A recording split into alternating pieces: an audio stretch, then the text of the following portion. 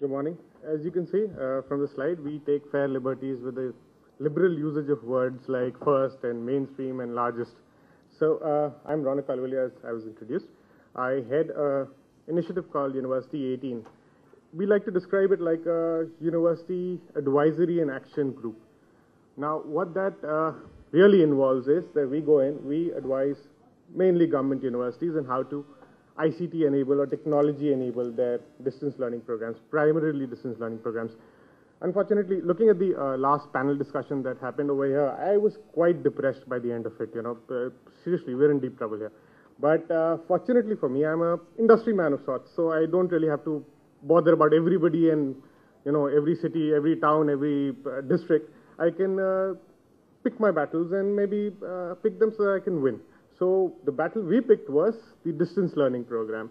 Now the ideal candidate for one of our programs would be maybe an individual who did not choose to get into the higher education segment, who dropped out from his after his schooling and perhaps continues to do a program online or through correspondence or through postal. These kind of boys and girls are a dime a dozen today, truthfully, and there are a host of universities servicing them. So you'll have a Nalanda University that has courses in Hindi, you have a Yashwantrao Chauhan State Open University that has courses in Marathi, and you have a Karnataka State Open University courses in Kannada, you have Indira Gandhi National Open University, the largest of them all. So, and truthfully, I used to have opinions otherwise, but after I got into this sector, I have realized that most of them are doing a fabulous job. They are reaching out to the masses. They're doing it at a cost that is actually undoable anywhere else, maybe in the even private sector. Just to give you an example, a Nalanda University course in BA will cost you 1,600 rupees. That's 1,600 rupees. And that's how much I think an exam would cost in a private university or a private distance learning school. So, truthfully, hats off to these guys. They are disadvantaged, but they're fighting a battle and they're fighting to win. So this is where we decided that we wanted to come in and maybe help them get that technology right, maybe to save costs, to reach out to more people, maybe create quality. Now quality, and I'm sorry, I'll just take a minute to go to the next. Okay, I've already done the slide. University18 is an initiative in this direction, working with Indian universities in a public and private partnership, developing and delivering accredited ICT enhanced distance learning programs to the Indian learners around the nation. We're also, in fact, not just around the nation. We have students now in 5 continents, and I would say most of them are all Indians. Of course, all of them are all Indians, and we have some advantages over local distance learning programs, perhaps in Africa, the Middle East. So I'm proud to say we today have students over pretty much the world, and these are all serviced by Indian government universities through us. Now, Education 2.0, it's a concept that's been beaten to death, I think, even today, even before this.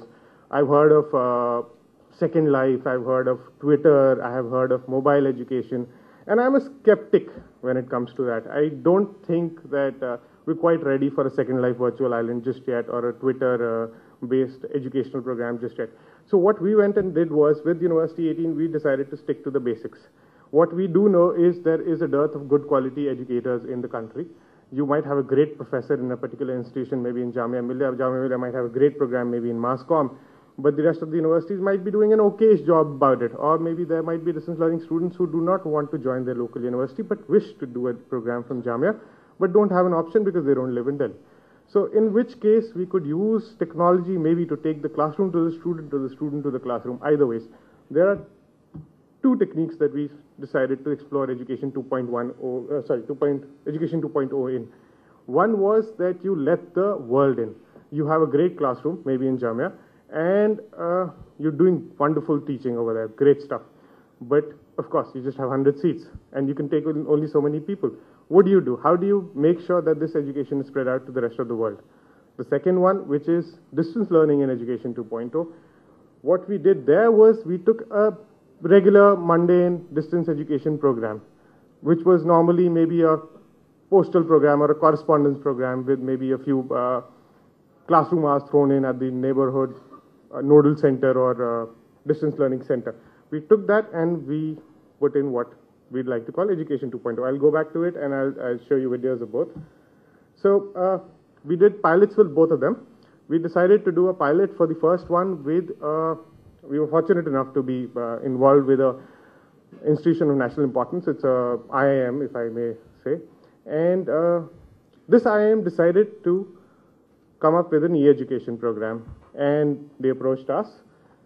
And what we figured was we could do something for them, that is the studio in classroom method. Now, I heard Professor Bakshi from the Institute of Lifelong Learning talk about a studio in his university.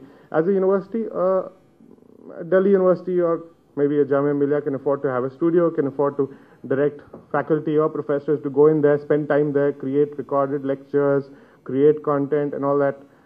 That's fine, but that's an approach to content development that somehow takes years and years and may not be as cost effective or as fast to the market as we'd like things to be. So what we do is we take a classroom and make it into a studio. So it's something that you can maybe draw parallels with the MIT Open Courseware initiative. MIT has an Open Courseware initiative where they've committed to put out all the content or all the teaching that happens within the halls of MIT out there on the internet. So they have video recordings, they have classroom assignments, they have lecture notes, they have everything that they put out on the internet. A student wants to, take part in that. He can just log in directly, download all this material free of cost, and just go through it. Now, this is for the learning sake only because there is no certification involved in the MIT OCW.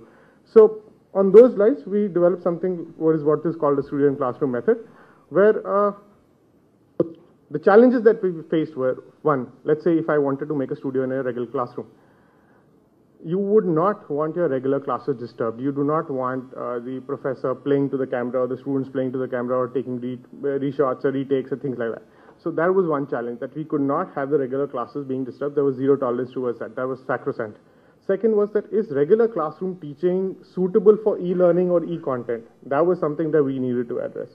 And the third was that how do we can an entire course from a studio classroom and then keep it relevant through the years? So we came up with something which I would first show you a video of. Hopefully I have the audio here, and then I'll explain. This presentation go into too much detail there.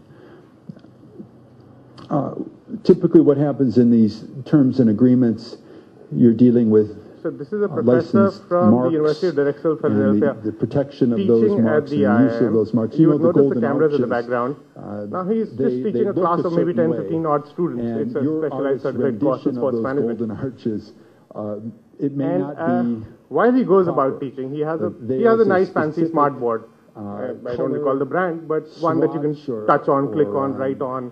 And you can have even the presentation going on to the smart board. So that's the extent of the ICT in the classroom before we came in. What we did was sorry, I'll just go on to the next slide now.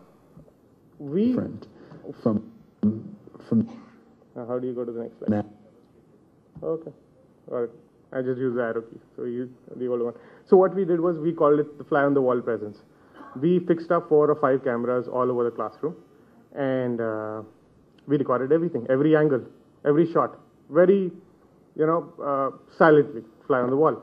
So we have enough material by the end of it. We have enough student interaction. We have a camera on the audience as well. So if somebody is speaking, we're recording him as well. So questions that the students may have, which might be relevant to an e-audience or a web audience. We take that, we can that, we cut it, we splice it, we do everything with it. Now, how did we take the regular classroom teaching and make it sensible or relevant to a web-based medium? What we did was we found the loophole